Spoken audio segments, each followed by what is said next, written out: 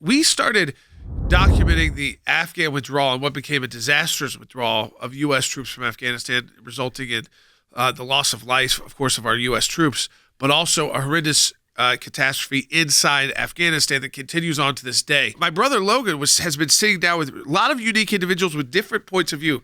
So you're going to see a little mix of this today, Logan, because this is available for people to watch in long format. And we did it in real time. So we were doing it as the conflict was unfolding. So to me, it was a fascinating time to get people's raw emotions. And it is available right now for the first time ever in its totality on YouTube. What is your reaction to that? Some of these, obviously heartbreaking, horrifying images. And what is it like for the people that you interact with? Painful, because to watch videos of the Taliban, driving our vehicles, holding our guns, and wearing our uniforms, all while making fun of Americans, it's painful to anyone who's ever served there. And the idea that we left them with $85 billion worth of ammunition and equipment, the idea that we abandoned Bagram Air Force Base in the middle of the night without telling our allies, without telling our Afghan partners, the one intel hub that was so important to NATO, it was reckless. Are people uniting under what's going on in Afghanistan? Are we seeing more political division? Well, I can speak for a lot of veterans and myself included, that we're somewhere on a spectrum between rage and grief at any given moment as we've gone through this the last several months. And not only have I spent time on the ground as a special forces officer, I also had to lead the search for that traitor Bo Bergdahl. And know for sure that good soldiers died looking for him, and now to see 4 out of the 5 of the terrorists that were traded for him now back in charge of what is going to very quickly become a terrorist state, again, puts me somewhere between rage and grief. But I think, taking a step back, we have to pause for a moment to really appreciate what a disaster this truly is on multiple levels, in ways that I don't think we're going to fully know for some time to come. What went wrong from your point of view as not only someone who's served in the military, but also served in politics? Initially, we went to Afghanistan. Our special operations forces were sent there to go after and defeat al-Qaeda, which they did effectively and decisively and quickly.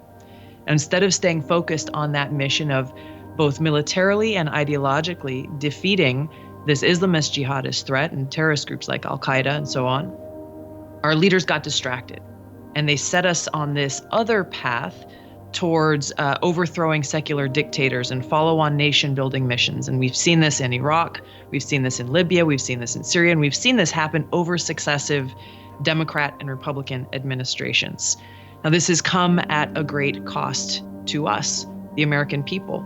The results and the consequences of this is al-Qaeda is stronger today than they were before they attacked us on 9/11. We've seen countless lives lost, American lives and the lives of people in these countries, trillions of American taxpayer dollars spent.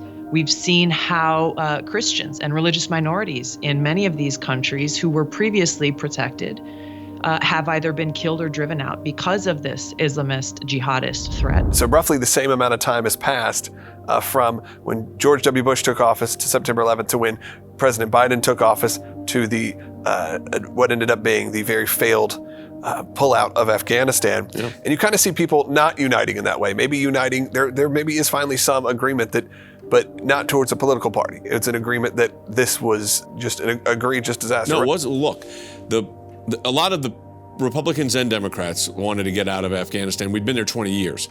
Then there was others, and it looks like now that we've learned from the military after their testimony in the last several days, we've learned that the military wanted to keep that force of 2,500 in place because they felt that was sufficient to keep the Afghanistan army engaged.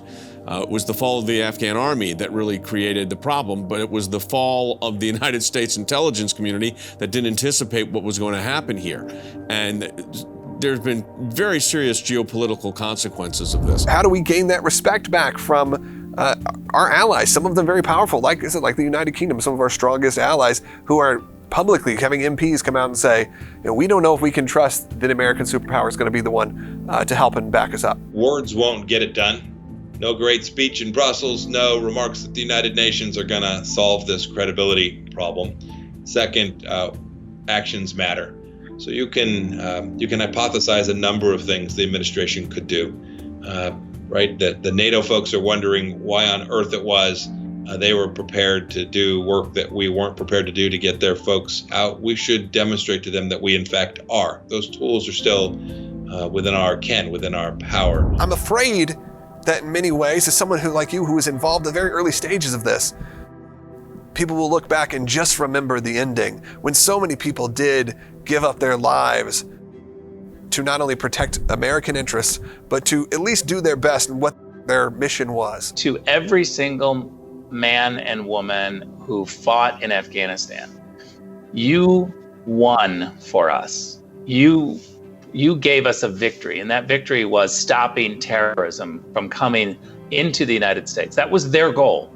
They were sent there to make sure that there wouldn't be a safe haven in Afghanistan, so that the terrorists would never be able to do another 9/11. They wouldn't be able to come at us. We took the fight over there instead of having the fight come to the United States.